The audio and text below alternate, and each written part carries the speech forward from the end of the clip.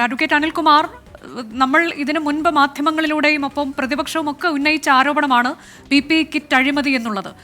അതിൽ സർക്കാരിന് ഉണ്ടായത് കോടിക്കണക്കിന് രൂപയുടെ അധിക ബാധ്യതയാണ് എന്നുള്ളത് ഏറ്റവും പ്രധാനപ്പെട്ട ആരോപണമായിരുന്നു. അത് ശരിവച്ചിരിക്കുന്ന CAG റിപ്പോർട്ട് പുറത്തു വന്നിരിക്കുകയാണ്. താങ്കൾ എങ്ങനെയാണ് പ്രതികരിക്കുന്നത്? കോവിഡ് കാലത്ത് പ്രധാനമന്ത്രി നരേന്ദ്രമോദി ഒരു അർദ്ധരാത്രിയിൽ കടന്നു വന്ന ലോക്ക്ഡൌൺ പ്രഖ്യാപിക്കുകയാണ് ചെയ്തത്. ലോക്ക്ഡൌണിനെ നേരിടുന്നതിന് വേണ്ടി കോവിഡ് PPE കിറ്റ് നൽകണമെന്ന് കേന്ദ്ര സർക്കാരിന് അറിയില്ലായിരുന്നു. ഇത് നടപ്പാക്കാൻ, ഇത് വാങ്ങാൻ ആവശ്യമായ എന്തെങ്കിലും സൗകര്യം ഉണ്ടാക്കിയിട്ടാണോ ഇന്ത്യ രാജ്യത്ത് ഈ ലോക്ക്ഡൌൺ പ്രഖ്യാപിച്ചത്? ഈ ഞാനൊന്ന് ഇടപെടുകയാണ് അഡ്വക്കേറ്റ് അനിൽകുമാർ. ഇപ്പോൾ ഇതിൽ കുറഞ്ഞ വിലയ്ക്ക് നൽകാൻ തയ്യാറെന്ന് പറഞ്ഞ് മറ്റ് കമ്പനികൾ ഉണ്ടായിരുന്നു. ആ സമയത്ത് ആ കമ്പനികളെ തഴഞ്ഞുകൊണ്ട് സൺഫാർമ അവിടേക്ക് എങ്ങനെ വന്നു എന്നുള്ളതാണല്ലോ ചോദ്യം. അതെ, ലോക്ക്ഡൌൺ എന്ന് പറയുന്നത് ഒരു ദിവസം രാത്രി പ്രഖ്യാപിക്കുന്നു. കോവിഡ് നമ്മുടെ കേരളത്തിലാണ് ആദ്യം ഇന്ത്യ രാജ്യത്ത് റിപ്പോർട്ട് ചെയ്തത്. സിസ്റ്റർ ലിനിയുടെ അനുഭവം നമ്മുടെ മുമ്പിലുണ്ട്. ആരോഗ്യ പ്രവർത്തകർ കോവിഡ് ഉള്ളവരെ അവരെ സമീപിച്ച് ചികിത്സിക്കാൻ പോകണ്ടേ? അപ്പൊ കോവിഡ് PPE കിറ്റ് വാങ്ങിച്ചു കൊടുക്കണം. എവിടുന്ന് വാങ്ങിക്കും? അന്തരം തരാമെന്ന് പറഞ്ഞവരോട് 15,000 എണ്ണം വാങ്ങിച്ചിട്ടുണ്ട്. ആദ്യം 50,000 ഓർഡർ ചെയ്തു. 15,000 എണ്ണം മാത്രമേ അവർക്ക് നൽകാൻ കഴിഞ്ഞുള്ളൂ. അതിനുശേഷം കുറഞ്ഞ വിലയ്ക്ക് ലഭ്യമാകുമെന്ന് കണ്ടപ്പോൾ തന്നെ ബാക്കി 35,000 വേണ്ട എന്ന് പറയുകയും ഈ 15,000 എണ്ണം വാങ്ങിച്ച് ഇടപാട് അവസാനിപ്പിക്കുകയും ചെയ്തു. അതിനെക്കുറിച്ചാണ് നിയമസഭാ തെരഞ്ഞെടുപ്പിന്റെ പടിവാതിൽക്ക് നിൽക്കുമ്പോൾ ഈ CAG എന്ന് പറയുന്ന കേന്ദ്ര സർക്കാരിന്റെ ജോലിക്കാർ ഇപ്പൊ എഴുതി വെച്ചിരിക്കുന്നത്. അവരോട് പറയുന്നത്, ആ നരേന്ദ്രമോദി ഉണ്ടാക്കിയിരിക്കുന്ന ഒരു PM കെയർ ട്രസ്റ്റ് ഉണ്ട്. PM care ട്രസ്റ്റിന് ഓഡിറ്റുണ്ടോ? വിവരാവകാശ നിയമം ബാധകമാണോ? ഈ കോവിഡിന് വേണ്ടി ഉണ്ടാക്കിയിട്ടില്ലേ PM കെയർ ട്രസ്റ്റ്? എത്ര കോടി രൂപ മരുന്ന് കമ്പനിക്ക് കൊടുത്തു? എന്താണ് നമ്മുടെ നാട്ടിലെ നമ്മുടെ വാക്സിന്റെ വില? അതൊരു സ്വകാര്യ മുതലാളിക്ക് കൊടുത്തിട്ട് കോടികൾ ഉണ്ടാക്കിയത് മുകളിൽ നിന്നും ബോണ്ട് വാങ്ങിച്ചത് ആരാ? ഇതൊക്കെ ഈ നാട്ടിൽ ഇഷ്ടം പോലെ ചെയ്ത BJP-ക്കാരും കോൺഗ്രസുകാരും എല്ലാം കൂടെ കൂടി നിയമസഭാ തെരഞ്ഞെടുപ്പ് കരുതിയിട്ട് ഒന്നും കണ്ടുപിടിക്കാനില്ലാത്തപ്പോ ആരോഗ്യ അടിയന്തരാവസ്ഥ പ്രഖ്യാപിച്ചപ്പം ഗംഗാ നദിയിൽ ശവങ്ങൾ ഒഴുകി നടന്ന അനുഭവം കേരളത്തിൽ ഉണ്ടാകാതിരിക്കാൻ മുൻകൈ എടുത്ത സർക്കാരിനെ ആക്രമിക്കാനും അപമാനിക്കാനും. അല്ല ശ്രീ അനിൽകുമാർ, 3 കമ്പനികൾ 500 രൂപയിൽ താഴെ PPE കിറ്റുകൾ നൽകിയ അതേ ദിവസമാണ് സൺഫാർമയിൽ നിന്ന് 1,550 രൂപയ്ക്ക് വാങ്ങാൻ തീരുമാനിച്ചത് എന്ന റിപ്പോർട്ടിലുണ്ടെന്നാണ് അറിയാൻ സാധിക്കുന്നത്. അവിടെയാണ് കൃത്യമായിട്ട് പറയുന്നത്. ഇതൊരു പുതിയ കാര്യമൊന്നുമല്ല.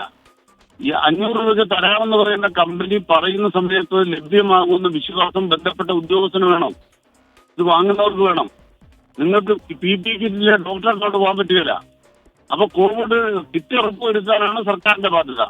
അത് വാങ്ങേണ്ടവരോട് വാങ്ങിച്ചോളാൻ പറഞ്ഞു. അവരെ നിർവഹിച്ചിട്ടുണ്ട്. ആദ്യം 50,000 ഓർഡർ കൊടുത്ത് എന്തിനാ 15,000 വെട്ടിക്കുറച്ചത്? കുറഞ്ഞ വിലയ്ക്ക് കിട്ടുമെന്ന് മനസ്സിലാക്കി പിന്നെ കുറഞ്ഞ വിലയ്ക്ക് വാങ്ങിച്ചിട്ടുള്ളൂ. ആദ്യത്തെ ഘട്ടത്തിൽ തീരുമാനമെടുക്കാൻ മറ്റൊരു സഹായമില്ല. കമ്മിറ്റി കൂടാൻ പറ്റുമോ? വാഹനങ്ങളുണ്ടോ? സർക്കാർ ഓഫീസ് പ്രവർത്തിക്കുന്നുണ്ടോ? അത്യാവശ്യം ആശുപത്രി മാത്രമല്ല പ്രവർത്തിക്കുന്നുള്ളൂ. അപ്പോൾ ഡോക്ടർമാർക്കും നഴ്സുമാർക്കും സിസ്റ്റർ ലീഗയുടെ ഒരു അവസ്ഥ ഉണ്ടാകാതിരിക്കാൻ അവരുടെ ജീവന്റെ വിലയാണ് കേരള സർക്കാർ കൈകാര്യം ചെയ്തത്. അതൊക്കെ തന്നെ ഒരു തെരഞ്ഞെടുപ്പിന്റെ രാഷ്ട്രീയത്തിന് വേണ്ടി ദുരുപയോഗിക്കാൻ BJP-ക്കാർ ഇറങ്ങിയാൽ ഇതൊന്നും ചെലവാകാൻ പോകുന്നില്ല. അല്ല, കുറവ് തുകയ്ക്ക് വാങ്ങിയ അഡ്വക്കേറ്റ് അനിൽകുമാർ, കുറഞ്ഞ തുകയ്ക്ക് വാങ്ങിയ കമ്പനി അത് തരാൻ തയ്യാറായിരുന്നല്ലോ തുടർന്നും.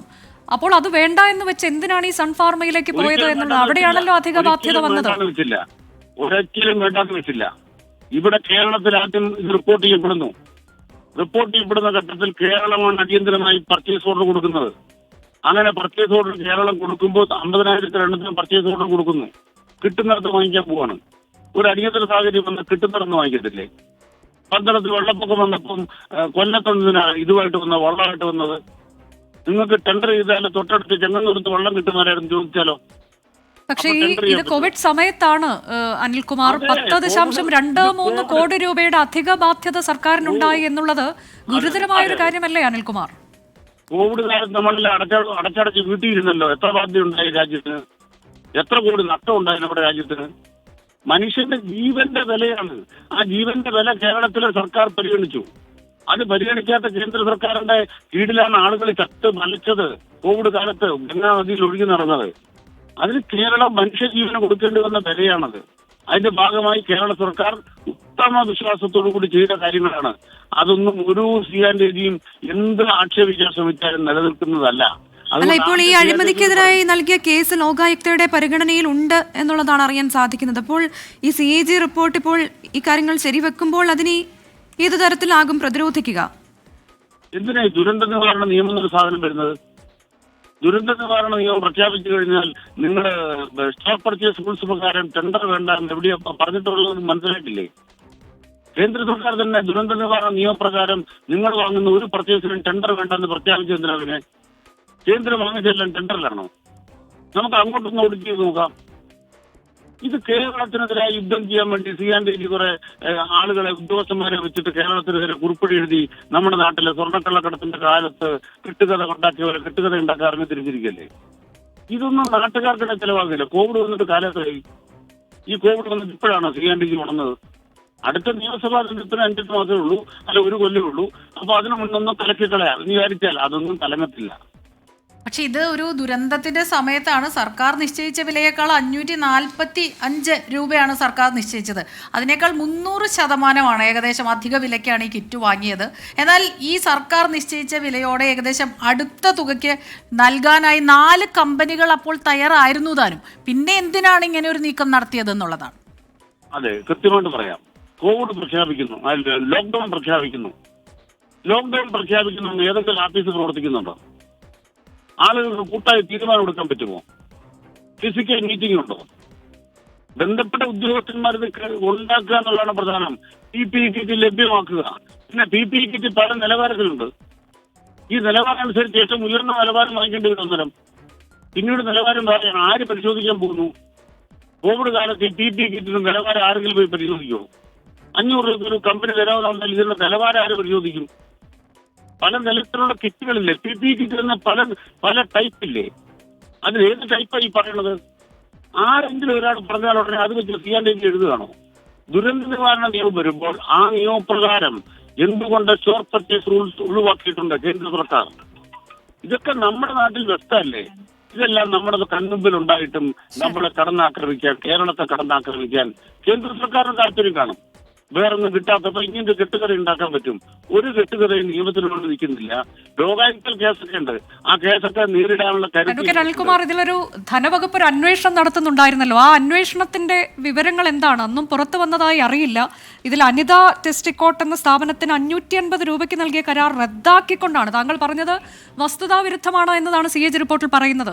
അങ്ങനെ ഒരു കരാർ ഉണ്ടായിരുന്നത് റദ്ദാക്കിക്കൊണ്ട് 1550 രൂപയ്ക്ക് പുതിയ കരാർ നൽകി എന്നുള്ള ഏറ്റവും ഞെട്ടലുണ്ടാക്കുന്ന വിവരം അതാണ് CAG റിപ്പോർട്ടിലുള്ളത്. താങ്കൾ അതിനെ രാഷ്ട്രീയമായി കാണുകയാണെന്ന് മനസ്സിലാക്കുന്നു. പക്ഷേ ഞാൻ ചോദിച്ച ചോദ്യത്തിനുള്ള മറുപടി എന്താണ്? ഇതിൽ സർക്കാരിന്റെ ഒരു അന്വേഷണം ധനവകുപ്പ് നടത്തുന്നുണ്ടായിരുന്നു. അതിന്റെ വിവരങ്ങൾ എന്താണ്? ഒരു PPE കിറ്റിന് കരാറുണ്ടായിരുന്നു. ആ കരാർ എന്ന് പറഞ്ഞാൽ കുറച്ചെണ്ണത്തിന് മാത്രമാണ്. അത് നിപ്പ ഉണ്ടായിരുന്ന സമയത്തുണ്ടായ കരാറാണ്. അത് കോവിഡ് പ്രഖ്യാപിച്ച് ലോക്ക്ഡൌൺ പ്രഖ്യാപിച്ചു കഴിഞ്ഞാൽ ഇവര് ഈ സാധനം തരുമോ? തരികയല്ലേ അവര്. തരാതെ വന്നപ്പോ കിട്ടുന്ന ധനവകുപ്പിന്റെ അന്വേഷണത്തെ കുറിച്ച് കൂടി ധനവകുപ്പ് അന്വേഷിച്ചു കഴിഞ്ഞാൽ അന്വേഷണത്തിൽ യാതൊരു കുഴപ്പമില്ലാന്ന് കണ്ടെത്തിയ പിന്നെ ധനവകുപ്പ് എന്ത് ചെയ്യും? അങ്ങനെ കണ്ടെത്തിയോ? അത് പരിശോധിക്കുക. നിങ്ങൾക്ക് പരിശോധിക്കാൻ അവകാശമുണ്ട്. ഒരു ധനവകുപ്പും കേരള സർക്കാർ നടത്തിയിട്ടില്ല. ശരി, നന്ദി അഡ്വക്കേറ്റ് അനിൽകുമാർ.